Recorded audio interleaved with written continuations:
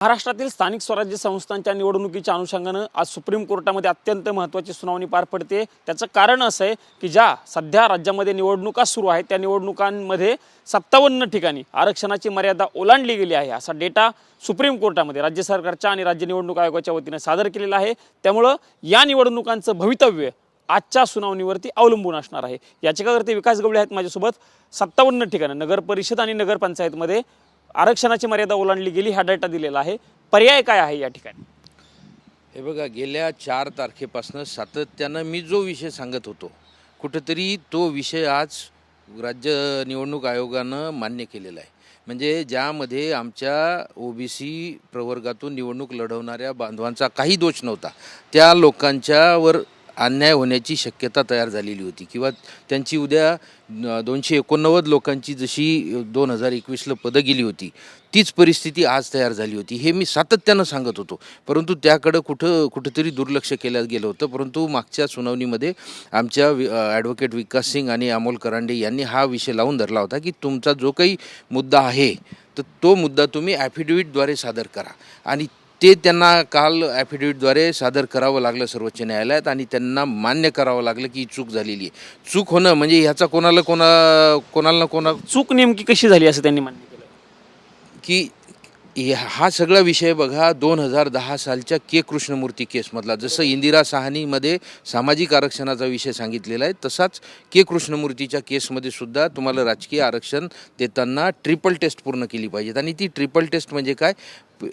Dedicated कमिशनची appointment करणं, त्यानंतर त्या डेडिकेटेड कमिशनच्या माध्यमातून ओबीसीचा इम्पेरिकल डेटा जमा करणं, आणि SC ST OBC हे तिन्ही मिळून आरक्षण 50%च्या वर न जाऊ देणं, हा विषय आहे त्याच्यामध्ये। तर हा 50%च्या वर जो काही विषय गेलेला होता आरक्षणाचा, भाटिया कमिशननं जो रिपोर्ट दिला होता त्यामध्ये त्यांनी प्रत्येक स्थानिक स्वराज्य संस्था निहाय किती राज्य निवडणूक आयोगानं नेमकं काल कोर्टामध्ये म्हटलंय त्याच्यामुळे ओबीसींना कसा फायदा होतो? ओबीसींना कसा फायदा होतो म्हटल्यापेक्षा त्यांचं नुकसान कसं होत नाही, कसं होत नाही। आज हा जर विषय त्यांनी सर्वोच्च न्यायालयामध्ये मान्य केलेला आहे तर सर्वोच्च न्यायालयसुद्धा याच्यावर जे काही डायरेक्शन देईल त्याच्यामध्ये त्या ओबीसी लोकांचा दोष नसणार आहे। आजपर्यंत काय होतं की त्यांच्या डोक्यावर टांगती तलवार होती, आणि ती टांगती तलवार त्यांचं केव्हाही पद घालवू शकत होती, आणि त्याच्यामुळं त्यांचा दोष नसताना त्यांची पदं गेली असती। पण गवळी साहेब, एक मुद्दा आहेच नाही ह्यातला, ज्या 57 ठिकाणची यादी कोर्टामध्ये सादर केलेली आहे की जिथं 50%ची मर्यादा ओलांडली जाते त्यामध्ये ओबीसी पण आहेत ना। म्हणजे असं नाकारता येत नाही की तिथेही आता ओबीसींचं ते पदं कमी होऊ शकतात त्या ओबीसींची। एक्झॅक्टली, बिलकुल बरोबर आहे। परंतु कायमस्वरूपी त्या ठिकाणी निवडून आल्यानंतर त्यांचे पदं गेल्यापेक्षा आणि नंतर ओपन कॅटेगरीतून निवडणूक लढवायचं त्यांच्यावर काम पडल्यापेक्षा आजच जर ती दुरुस्ती झाली तर उद्या लाखो करोडो रुपयामध्ये जो या उमेदवारांचा खर्च आहे किंवा राज्य निवडणूक आयोगाचा खर्च आहे हा वाचणार आहे। म्हणजे निवडून आल्याच्या नंतर त्यांचा तोटा होणार होता तो आत्ताच झाला तरी चालेल, आणि म्हणून ही सुनावणी महत्त्वाची असं तुमचं म्हणणं आहे? 289 लोकांची ज्यावेळेस पदं गेली होती तर त्या लोकांची नंतर सगळ्यांच्या निवडणुका ओपन कॅटेगरीमधून झाल्या होत्या, तर तेच लोक निवडून आले, फक्त 10% लोक रिपीट झाले नाही, ते ओपन कॅटेगरीमधूनही ओबीसी झाले। मग तसं आज 2, 4, 5, 10 सीट जर कमी एखाद्या जिल्ह्यात होत असतील आणि त्या ठिकाणी जर ते ओपन कॅटेगरीमधून ओबीसी निवडणूक लढवत असतील त्यांना काही फार मोठा फरक पडणार नाही, पण त्याच्यामुळे संपूर्ण निवडणूकच जर धोक्यात येत असेल आणि उद्या त्यांचे पदं जात असतील तर त्याच्यापेक्षा हे पुरलं ना। माझा काही ओबीसी विरोध नाही आहे, मी स्वतः ओबीसी आहे, पण माझ्या ओबीसी बांधवांचं नुकसान होऊ नये म्हणून हा विषय मी सर्वोच्च न्यायालयाच्या समोर आणलेला आहे। आता काही लोक त्याच्यात मला प्रोजेक्ट करतात की हा ओबीसी विरोधी आहे, मी अजिबात ओबीसी विरोधी नाही।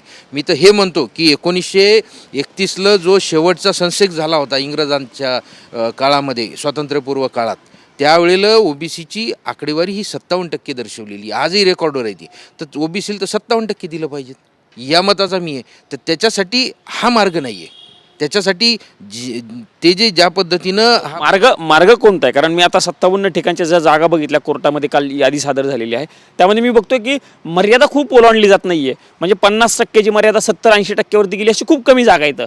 बाकी ठिकाणी 51, 53, 57 साधारणतः 51 ते 55-56 पर्यंतच मर्यादा जास्त, म्हणजे 6 ते 7% मर्यादा ओलांडली गेली आरक्षणाचं असं दिसतंय। त्यावरती पर्याय नेमका काय असू शकतो? मी तुम्हाला तेच सांगितलं ह्याच्या अगोदरही की 1 ते 2 सीटच्या वर जास्त सीट कुठं एक्सिट झालेल्या नाहीत, पण या 2 सीटमुळं बाकीचे लोक अडचणीत आहेत. तर ते होऊ नये म्हणून हा विषय आहे. तर त्याच्यासाठी एकच पर्याय आहे की आज सर्वोच्च न्यायालय कदाचित त्यावर डायरेक्शन देईल किंवा त्यांनी जो मार्ग सांगितला तो आपल्याला ॲक्सेप्ट करावाच लागेल, त्याला पर्याय नाही आपल्यासमोर.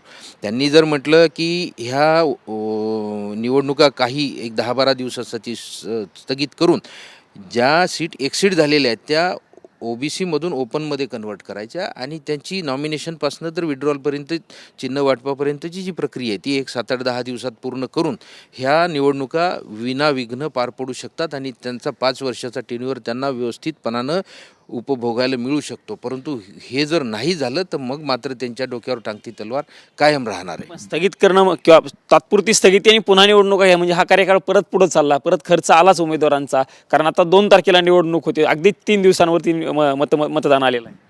आता तुमच्या माहितीसाठी सांगतो, तुम्ही राज्यातली परिस्थिती म्हणजे घेतली की नाही माहिती नाही, परंतु संपूर्ण राज्यातून मला फोन येत आहेत लोकांचे की नेमकं भाऊ काय करावं, खर्च सुरू करावा का नाही करावा. तर मी प्रत्येकाला हेच सांगितलं होतं की बाबा सर्वोच्च न्यायालयाच्या 25 तारखेपर्यंत थांबा. आता 25 तारखेपासून आता सांगतोय की ह्याच्या अगोदर 19 सांगितली, नंतर सांगितलं 25पर्यंत थांबा, 25ला परत फोन येणं सुरू झाले, मी सांगितलं आता 28पर्यंत थांबा. 28ला जे काही आहे ते क्लिअर होईल, त्याच्यानंतर तुम्ही डिसिजन घ्या. सर्वोच्च न्यायालयानं जर आमची पिटिशन ॲक्सेप्ट केली तर तुम्ही मोकळ्या मनानं खर्च करा आणि जर नाही केली तर मग मात्र ज्याचा त्यानं आपापल्या स्तरावर निर्णय घ्या आणि त्यांच्या डोक्यावर जी टांगती तलवार आहे ती कायम राहणार आहे. ही मी त्यांना अगोदरच अतिशय स्पष्टपणाने सांगितलेलं आहे. शेवटचा प्रश्न विचारतो, फक्त नगरपालिका आणि नगरपंचायत म्हणजे नगर परिषद आणि नगरपालिका पंचायतमध्येच हे होते असं नाही आहे. महानगरपालिका जिल्हा परिषद तोही पुढे विषय आहे, पण त्याची प्रक्रिया सुरू झाली नाही, त्यामुळे तो जरा दिलासा आहे असं म्हणता येईल एक प्रकारे. निश्चितपणानं त्यांची प्रक्रिया झालेली आहे. प्रभाग रचना झाली तर प्रभाग रचना निवडणुकीची घोषणा झालेली नाही असं म्हणा. बरोबर आहे. त्यांचं जे आरक्षण आहे त्या आरक्षणाची प्रक्रिया पार पडलेली आहे. प्रभाग रचनेवर फरक नाही पडत,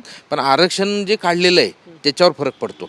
तेवढं जे आरक्षण आहे ते त्यांना त्या ठिकाणी ज्या ठिकाणी एक्सिट झालेलं आहे तिथे त्यांना हीच मी जी सांगितली ही प्रक्रिया पूर्ण करावी लागेल. कारण तिथं नॉमिनेशन वगैरे झालेले नसल्यामुळं त्यांना फक्त ते आरक्षण OBC मधून ओपनमध्ये कन्वर्ट करण्यासाठी जेवढी कालावधी जातो तेवढाच कालावधी त्यांना जाणार आहे. परंतु त्याच्यामुळं सगळ्या OBCंची उद्या त्यांची जी अडचण होणारी आहे किंवा त्यांच्या डोक्यावर जी टांगती तलवार राहणार आहे ती हटणार आहे. एवढं नक्की. धन्यवाद आमच्याशी बातचीत केल्याबद्दल. हे याचिकाकर्ते विकास गवळी होते. त्यांनी स्पष्ट केलेलं आहे की महानगरपालिका आणि जिल्हा परिषदांच्या निवडणुकांची घोषणा अजून झालेली नाही आहे, त्यामुळे त्यासाठी वेळ आहे. पण असं असताना ज्या सध्या 57 ठिकाणी म्हणजे नगर परिषद नगरपंचायतीच्या ज्या 57 ठिकाणं आरक्षणाची मर्यादा पुढे गेलेली आहे त्या उमेदवारांच्या डोक्यावरती टांगती तलवार अजूनही कायम असल्याचं बघायला मिळतं. त्यामुळं आजच्या सुप्रीम कोर्टातील सुनावणीमध्ये नेमकं कोर्ट कशा पद्धतीने दिशानिर्देश देतं यावरतीच या निवडणुकांचं भवितव्य, खास करून नगरपंचायत आणि नगर परिषदाच्या निवडणुकांचं भवितव्य अवलंबून असणार आहे. त्यामुळे कोर्ट आज काय दिशानिर्देश देतं याच्याकडे सगळ्या राज्याचं लक्ष लागल्याचं आपल्याला बघायला मिळालेलं आहे. कॅमेरामन राकेश कुमार सह मी प्रमोद जगताप, TV9 मराठी, नवी दिल्ली.